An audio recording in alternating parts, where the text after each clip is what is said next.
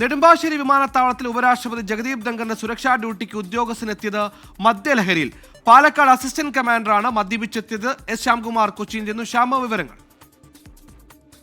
സുഹൈൽ, കഴിഞ്ഞ ദിവസം ഉപരാഷ്ട്രപതി കൊച്ചിയിൽ എത്തിയപ്പോൾ അദ്ദേഹത്തിന്റെ സേഫ്റ്റി റൂമിന് സുരക്ഷ നൽകേണ്ട ഉദ്യോഗസ്ഥനായിരുന്നു പാലക്കാട് KP 2 ബറ്റാലിയനിലെ അസിസ്റ്റന്റ് കമാൻഡന്റ്. പക്ഷേ ഇയാൾ അവിടെ ഈ സുരക്ഷാ ഡ്യൂട്ടി വിശദീകരിക്കുന്നതിനിടെ ഇയാളുടെ നിൽപ്പത്ര പന്തിയില്ല എന്ന് ഉന്നത ഉദ്യോഗസ്ഥർക്ക് തോന്നി.